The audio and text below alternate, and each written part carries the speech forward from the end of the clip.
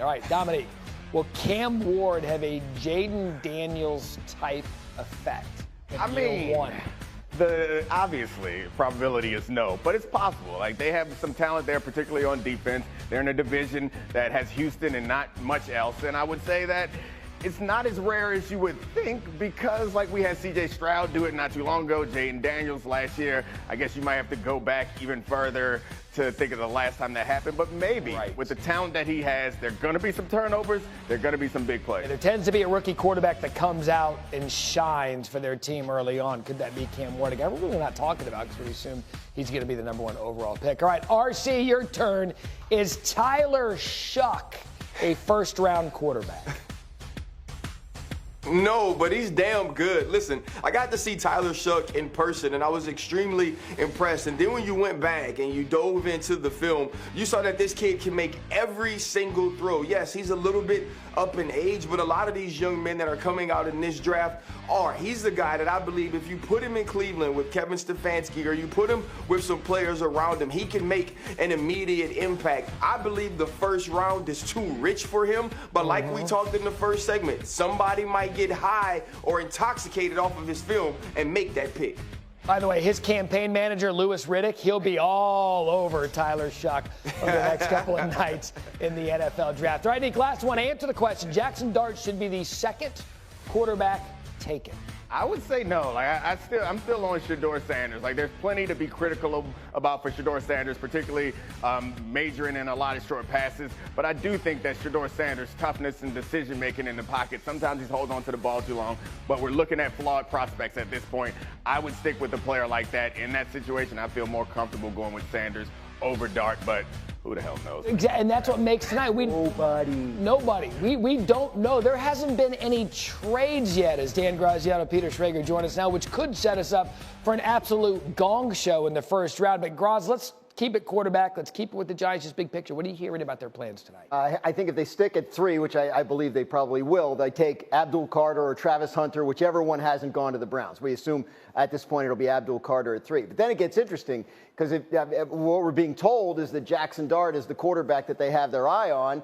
Can they sit at 34, second pick of the second round, and expect him to be there? Or do you see the Giants try and move up into the second half of the first round to make sure that they secure their guy and that some other team like New Orleans or Cleveland or somebody else who might be into Jackson Dart gets him ahead of them? So I think that's what to watch for with the Giants tonight. I think, 3, they take the superstar, the edge rusher, even though that's a strength of theirs.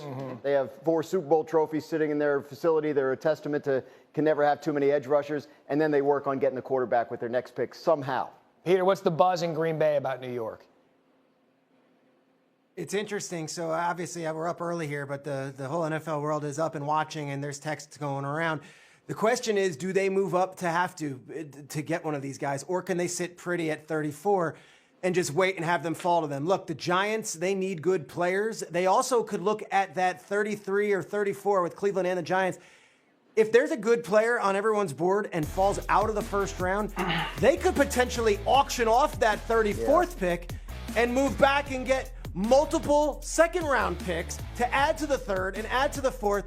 And this could all be one of those where, hey, we're not going to reach for one of these quarterbacks. If we didn't like them enough at 3, why are we going to trade our 34th overall pick to go up 3 spots and get them at 27 or 28? I believe there will be a Friday morning press conference, and Abdul Carter will be in East Rutherford, and he'll hold up the jersey and everything. I do not know if there's going to be a quarterback next to him on Friday morning, or if we're going to have to wait till Friday or maybe even Saturday.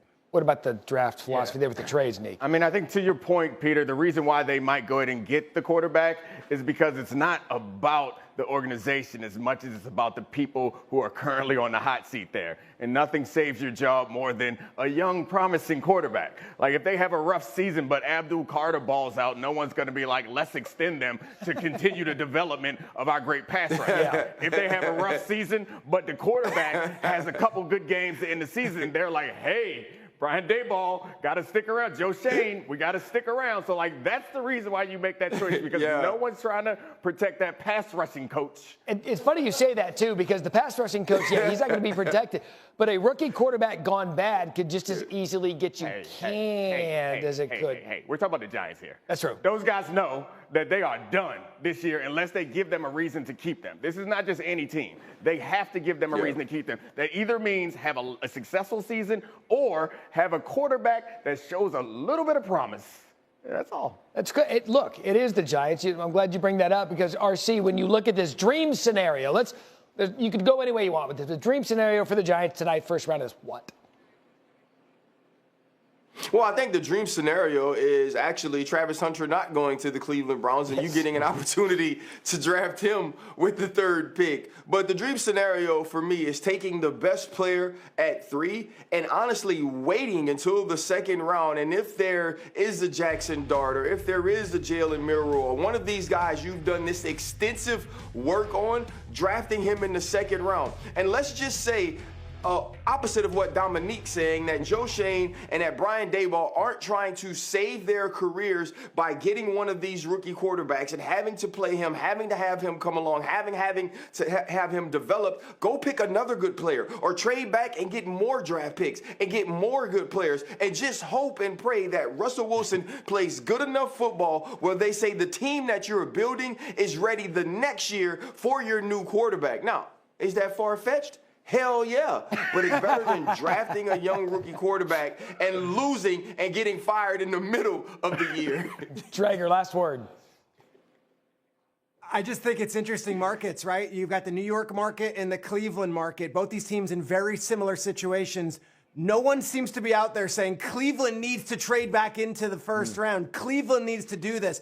That could be a question about job security for Stefanski and Barry. It could also just be, hey, New York, they have been so hungry for a quarterback, and it's a big media market, and everyone's just putting them with Jackson Dart. It's really interesting because Cleveland might be the team that trades back, but we're not even talking about that possibility.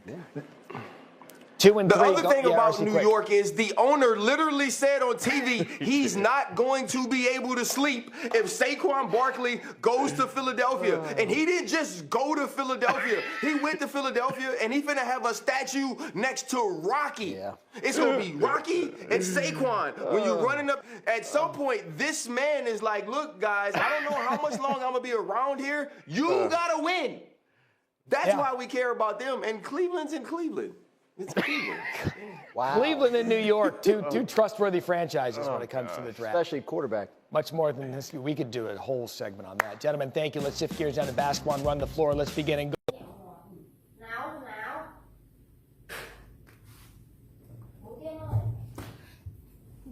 Xin chào tất cả mọi người, quay trở lại với kênh của mình.